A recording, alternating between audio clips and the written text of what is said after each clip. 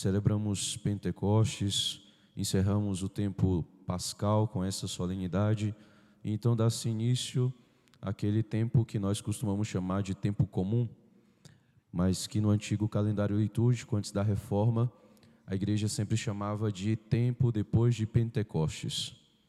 E espero sempre recordá-los, né, em cada domingo deste tempo comum, exatamente isso.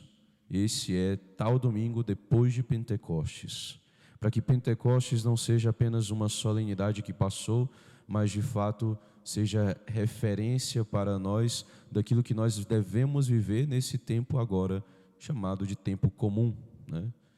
Mas que eu gostaria muito mais de chamar de tempo depois de Pentecostes, um tempo em que nós somos chamados a viver, de fato, impelidos pelo Espírito, na companhia do Espírito Santo. Então, celebramos Pentecostes, celebramos a descida do Espírito Santo sobre nós, sobre a igreja. O Espírito Santo, que é uma pessoa. Importante dizer isso, né? Às vezes a gente precisa dizer um pouco óbvio, né? Então a gente precisa dar aquela catequese bem básica mesmo. Nós cremos em um Deus, em um só Deus, mas são três pessoas em um só Deus: o Pai, o Filho, que se encarnou na pessoa de nosso Senhor Jesus Cristo, assumiu a natureza humana, e o Espírito Santo, né? O Espírito Santo, então, é uma pessoa. O Espírito Santo não é uma energia, não é um negócio assim, né? É uma pessoa. Na Sagrada Escritura nós ouvimos o Pai falando: Tu és o meu Filho muito amado, em ti me comprazo. Este é o meu Filho, escutai-o, né? E tantas vezes nós escutamos o Pai falar. Também nos Evangelhos nós escutamos o próprio Filho dizendo, através ali, o Filho dizendo na pessoa do próprio Cristo, ensinando. E, né, onde é que o Espírito Santo fala, padre? Você pode abrir nos Atos dos Apóstolos, né, você vai encontrar lá uma passagem que o Espírito Santo diz para os apóstolos: separai para mim Paulo e Barnabé. O Espírito Santo fala: separai para mim Paulo e Barnabé, porque eu tenho uma missão para eles, né? Então, depois que o Cristo sobe aos céus, né, o Espírito Santo que permanece conosco e ele que vai guiando a igreja desde o início até os nossos dias. Então a igreja, ela vai sendo guiada pelo Espírito. Se lá no início, né, nós não tínhamos tantas coisas como nós temos hoje, e hoje, por exemplo, na liturgia, né, talvez a liturgia antigamente, né, lá no princípio, fosse mais simples, e hoje ela tem mais ritos, vamos dizer assim. Isso é com o Espírito Santo inspirando a igreja para isso. Não é simplesmente uma invenção da igreja, mas é o Espírito que vai conduzindo a igreja para que, né, por exemplo, a liturgia, no caso, se desenvolva do jeito que se desenvolveu. Então, nós temos uma única igreja de Cristo. Não existe uma igreja primitiva e uma igreja de hoje. Não, existe a única igreja de Cristo, né? Lá no início era a igreja católica, e sempre foi esta mesma igreja a qual nós fazemos parte. Então, o Espírito vai guiando a igreja, e esse derramamento do Espírito Santo sobre a igreja, né, esse amor é o que vai tornar esses apóstolos capazes de evangelizar, de fato anunciar e de fazer o cristianismo se espalhar como se espalhou pelo mundo. Isso é obra do Espírito. É o Espírito agindo naqueles homens, assim como o Espírito age em cada santo da igreja. E ele está pronto para também agir em nós. Durante esses dias, você provavelmente escutou muito falar sobre os 7 dons do Espírito Santo, porque de fato se fala muito desses dons, mas nós vemos pouca manifestação desses dons. Isso é uma coisa que nós devemos nos preocupar, né? Por quê? Porque no coração de cada batizado, esse Espírito Santo foi derramado, e os 7 dons estão aí, com você. Então, por que esses dons não se manifestam, padre? Eu fico difícil, às vezes eu fico até em dúvida, né, se esse negócio existe mesmo, né? Você pode pensar assim: eu não vejo se manifestar, né? Então, mas por que não se manifesta? Não se manifesta porque nós frequentemente jogamos um balde de água fria no Espírito Santo, né? Eu vou usar essa analogia, né? Veja, o Espírito Santo desce sobre os apóstolos como que em línguas de fogo, né? Forma de fogo. O fogo tem essa capacidade de, entrando em contato com outra matéria, outra coisa, ele vai tornando aquela coisa que entra em contato com o fogo, vai adquirindo características do fogo. O exemplo mais fácil disso é o ferro, né? Então, quando o ferro entra em contato com o fogo, né, primeiro ele começa a absorver o calor do fogo, depois a própria cor, vamos dizer assim, do ferro vai se tornando próxima do fogo, né? Então, o ferro vai adquirindo características ígneas, ou seja, características próprias do fogo. Ele não é fogo, mas ele adquire essas características. Da mesma maneira, o Espírito Santo derramado nos nossos corações, né, na nossa alma, né, se nós permanecemos com o Senhor, unidos a Ele, a gente não joga um balde de água fria, eu vou já dizer o que é esse balde de água fria, né? Se a gente não faz isso, esse Espírito Santo vai nos divinizando, nós vamos adquirindo características divinas, nós não nos tornamos deuses por natureza, mas vamos adquirindo, nós vamos ficando semelhantes ao Cristo, e é o que nós vemos nos santos, a capacidade de amar que os santos têm. O mais importante sobre os santos não são os milagres que eles realizam, não é a quantidade de milagres, né? O São Pio ficar em mais de um lugar ao mesmo tempo, né? São Pio de Pietrelcina, não é os estigmas, isso não é o mais interessante de um santo. O mais interessante, o mais importante de um santo que nós devemos almejar é a capacidade de amar como um santo ama, porque aquele santo está amando daquela maneira, porque é o Espírito Santo que está agindo nele. Então, nós podemos, né, ter essa mesma capacidade, nós temos essa capacidade. Só que o que acontece? Quando você peca mortalmente, você joga um balde de água fria, aí o ferro está lá esquentando, ainda nem chegou na coloração, ainda nem começou a ficar vermelho, você foi lá e jogou um balde de água fria. Aí você se confessa, aí passa um tempo, começou a ter uma vida de oração, né, de verdade, né? Opa, começou a esquentar de novo, aí puf, balde de água fria de novo. Aí, de fato, né? Veja, Deus nos fez livres. Por que, Padre, que Deus respeita tanto assim a nossa liberdade, né? Nossos governantes não respeitam tanto assim a nossa liberdade. Nós não respeitamos tanto assim a liberdade do outro, muitas vezes. Mas Deus, Ele respeita a nossa liberdade, eu diria, com a voracidade, diria.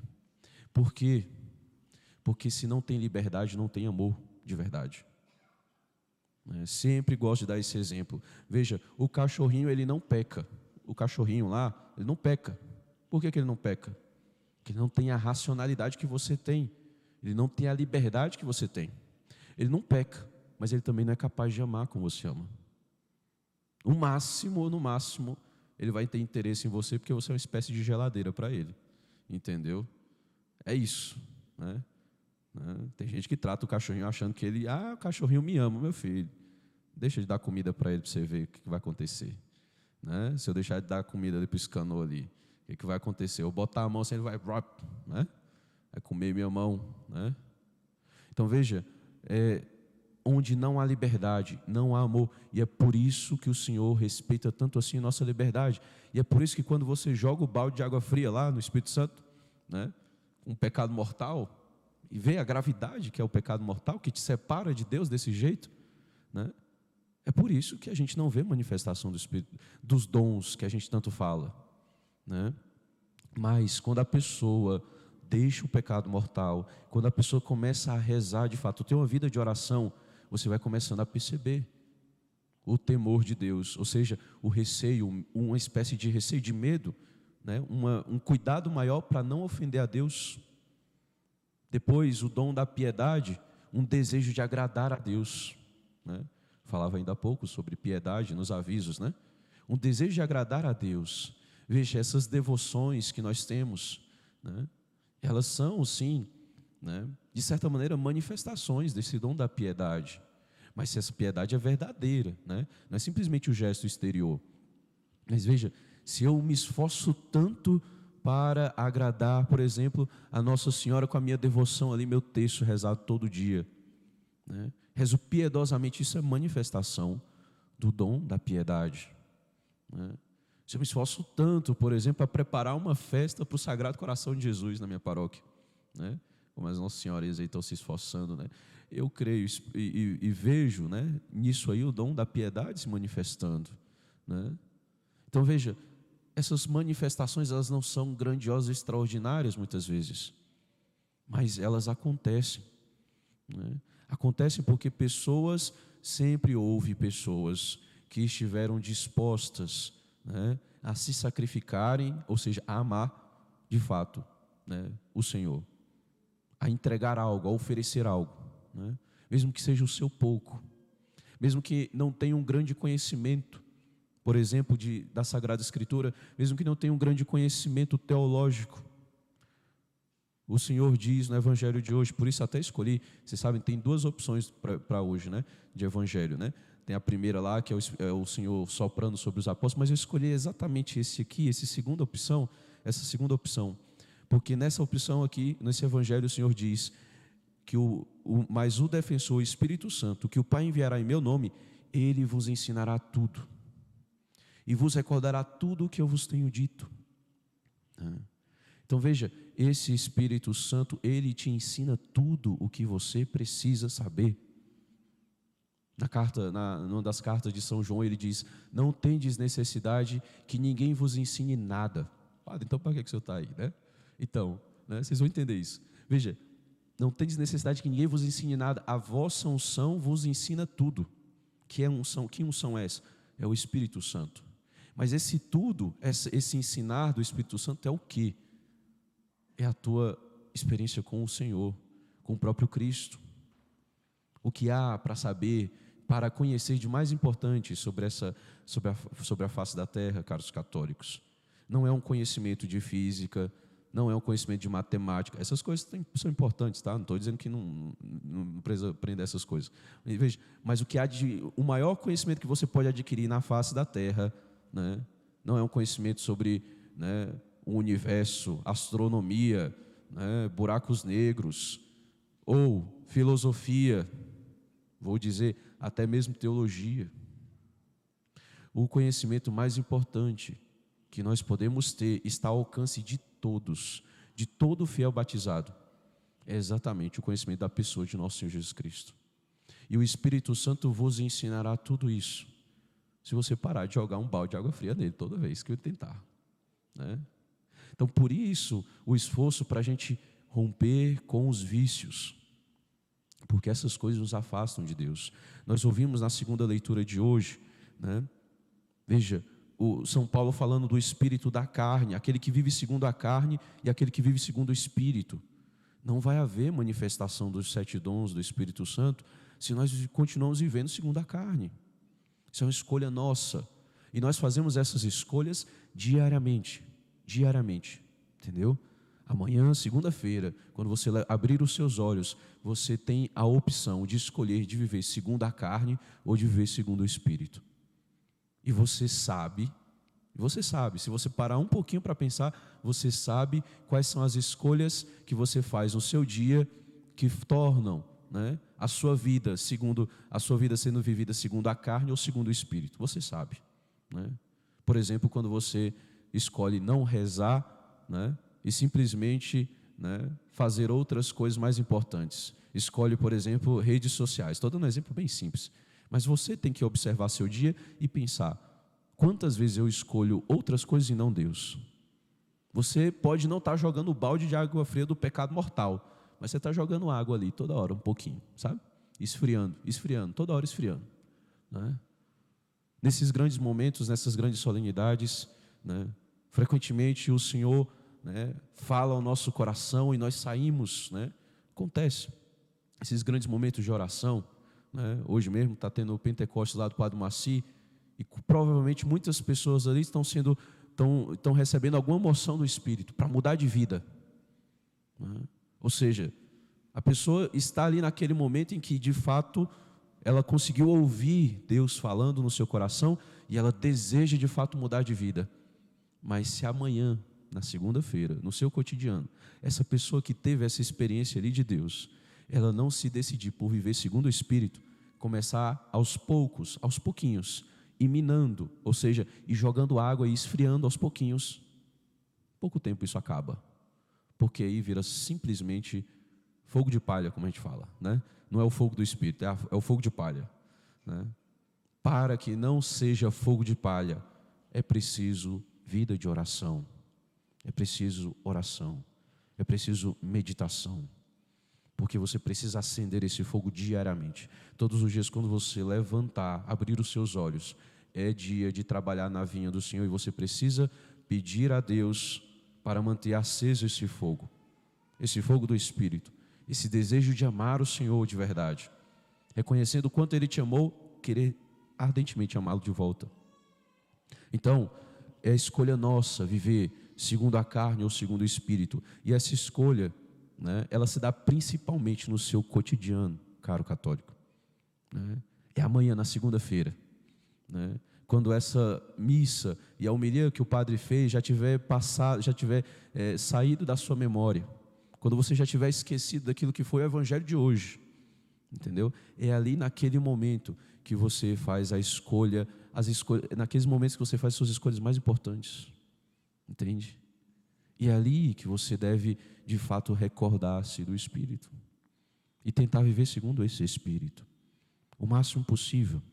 Veja, não é uma coisa muito complicada não, gente. É muito simples. É muito simples. O Senhor não exige de nós um conhecimento teológico, né? O padre ficou lá 8 anos no seminário, estudando um monte de coisa na cabeça dele, um monte de filosofia, teologia. Veja, o Senhor não é isso. Não é isso. É um desejo simples, um movimento simples do seu coração em direção a Deus. A oração é algo muito simples, né? Outro dia, né, visitando alguém, indo nesses almoços aí da Folia do Divino, né, fiquei muito feliz de ter ido, né, e antes eu chegando e percebi, o povo estava rezando o terço, né, antes, e aí percebi, né, alguém com um fervor muito grande rezando o terço. Esse último mistério nós vamos rezar pela nossa paróquia, com aquele fervor que você via que não era aparência, né? Era de fato um desejo, por exemplo, de uma oração muito simples por essa paróquia, por essa comunidade, por essas pessoas, né? Um fervor verdadeiro, uma devoção acesa, né? E quando você vê isso, nossa, é muito bom ver isso, né? É uma alegria muito grande ver isso, né? Você vê a piedade do povo e você vê que simplesmente isso une a pessoa a Deus. Essa devoção, esse desejo de se unir a Deus. A oração, você começa rezando de maneira, a oração ela começa um pouco complicada, é verdade, na oração vocal. Depois a meditação, mas aos poucos ela tende a ir se simplificando. E no final ela se transforma em um simples olhar em direção a Deus. Um simples desejo de se unir a Ele. E nada mais. Um desejo de ir para o céu, um desejo do céu, né? Então, esse Espírito Santo derramado em nós, esse Espírito Santo que é o unificador, né? Ele que nos une em quê? Na verdade. É esse Espírito Santo que nós precisamos clamar, pedir e de fato sermos movidos por Ele. Não por outros espíritos do mundo. Não por outros espíritos do mundo. Então, paremos de jogar balde de água fria no Espírito Santo, né? São Paulo diz, não contristeis o Espírito, né? Não contristeis o Espírito. Então, que nós procuremos corresponder a esse amor. E então, aos poucos, sim, os 7 dons vão se manifestar. E nós veremos isso também nas outras pessoas em nossa volta. Nós vamos ver, né, como Deus pode transformar a nossa vida, apesar de todas as nossas fraquezas e até das nossas infidelidades. O Senhor está sempre pronto a nos amar, a fazer-nos crescer nesse amor que de fato muda a nossa vida. Louvado seja o nosso Senhor Jesus Cristo.